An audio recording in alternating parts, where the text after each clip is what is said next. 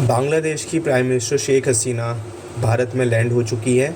और बांग्लादेश के अंदर अभी एक बहुत बड़ा पॉलिटिकल क्राइसिस आ चुका है। इस क्राइसिस के बारे में बात करने से पहले इसके जो हिस्टोरिकल जो पृष्ठभूमि है उसकी हम बात कर लेते हैं। 1906 के अंदर मुस्लिम लीग की स्थापना होती है और भारत के अंदर first time divide and rule policy, जो कि अंग्रेज़ों की एक नीति थी भारतीयों को डिवाइड करने के लिए, उस नीति का क्रियान्वयन ग्राउंड लेवल पे होता है। और मुस्लिम लीग की स्थापना के अंदर बेसिकली जो वहाँ का रिच अरिस्टोक्रेट होता है, कैपिटलिस्ट जो क्लास होता है, या फिर जो रिच ज़मींदार थे, वो उस पार्टी के अंदर आते हैं और भारत के अंदर मुस्लिम इमोशंस को यूज़ करने के लिए एक पार्टी की स्थापना करते हैं और एक सेपरेट जो देश है उसकी स्थापना की पहली बात भारत के अंदर उठती है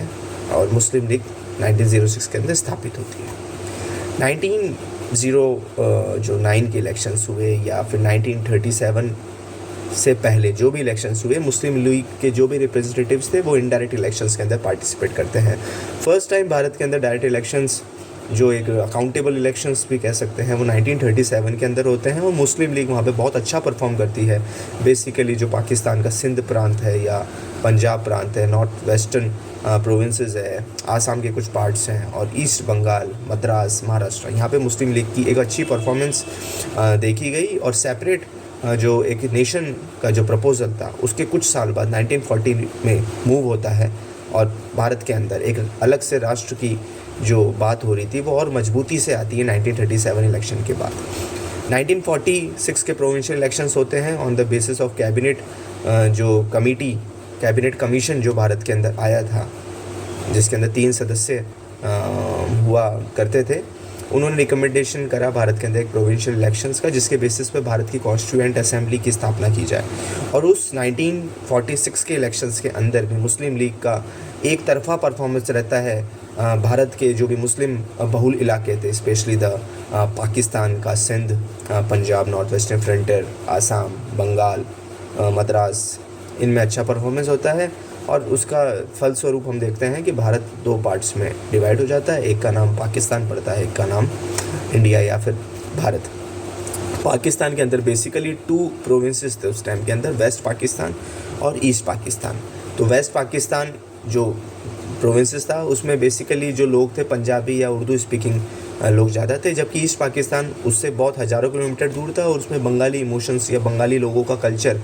वहाँ पे प्रीडोमिनेंट था और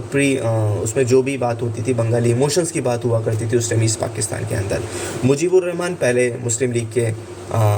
मेंबर थे, पर उनको बाद में जब लगा कि वेस्ट पाकिस्तान जो है वो डोमिनेट कर रहा है ईस्ट पाकिस्तान को, तो उन्होंने वहाँ पे एक आंदोलन जैसी स्थिति क्रिएट कर दी और पाकिस्तान, जो वेस्ट पाकिस्तान की सरकार थी, उससे कुछ 6 पॉइंट डिमांड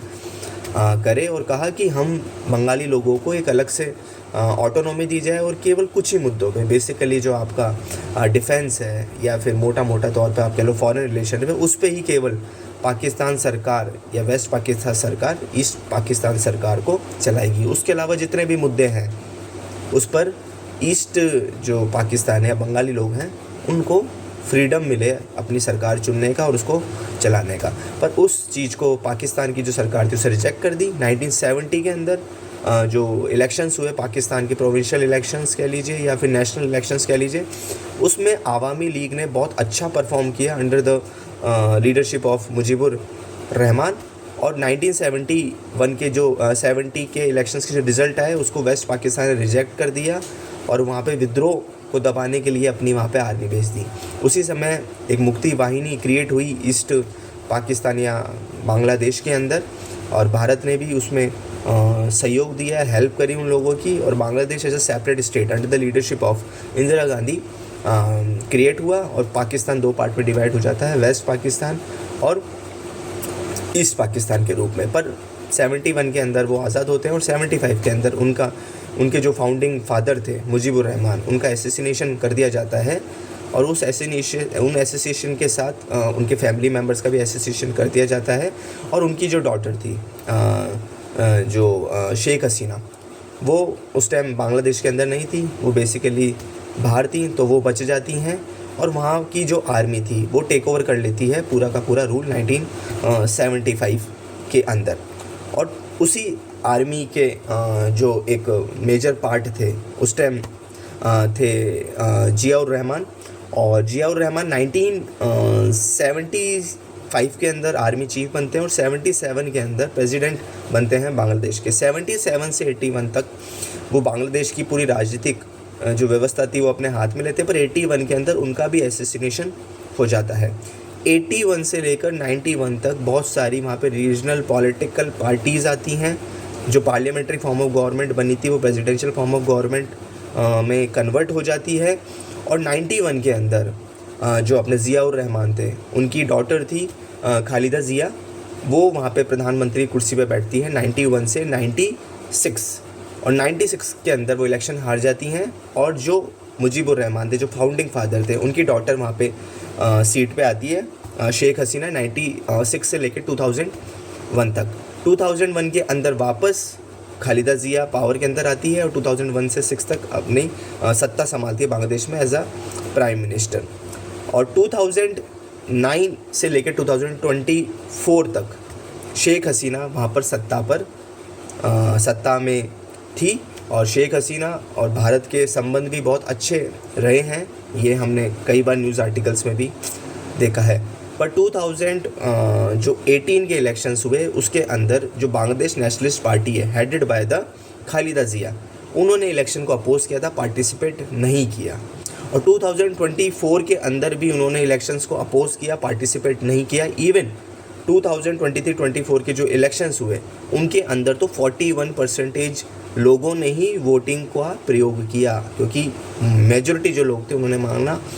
माना कि बांग्लादेश की जो अवामी लीग है वो रियल में बांग्लादेश को रिप्रेजेंट नहीं कर रही है। और ट्रिगरिंग पॉइंट जो इस आंदोलन के अंदर देखा जिस कारण शेख हसीना को भारत के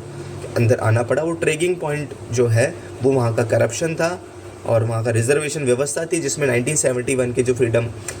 जो पार्टिसिपेंट्स थे उनके बच्चों को आरक्षण दिया जा रहा था, उसका विरोध वहाँ के लोकल लोगों ने करना स्टार्ट कर दिया था। करप्शन की वहाँ बहुत बारी शिकायत आ रही थी और इस रिजर्वेशन जो व्यवस्था थी उसके अगेंस्ट में लोग प्रोटेस्ट कर रहे थे और आए दिन हम देख रहे थे अखबारों में सैकड़ों लोग मारे जा रहे थे। पर कुछ घंटों पहले कुछ ऐसा हुआ कि वहाँ के जो बांग्लादेश के जो अपोनेंट लीडर्स थे और बांग्लादेश के जो भी आंदोलनकारी जो लोग थे उन्होंने प्राइम मिनिस्टर आवास को घेर लिया और आज वो अभी के टाइम पे जो प्राइम मिनिस्टर आवास है वो उनके हाथ में ही है और वहाँ की पीएम को अपनी जान बचाते हुए भारत के अंदर शरण ली, क्योंकि पहले भी हमने देखा कि उनके जो फादर थे और उनके जो रिलेटिव्स थे उनका सबका असैसिनेशन कर दिया गया था। तो ये था बांग्लादेश का पॉलिटिकल कू जो भारत के लिए एक चिंता का विषय है। Thank you.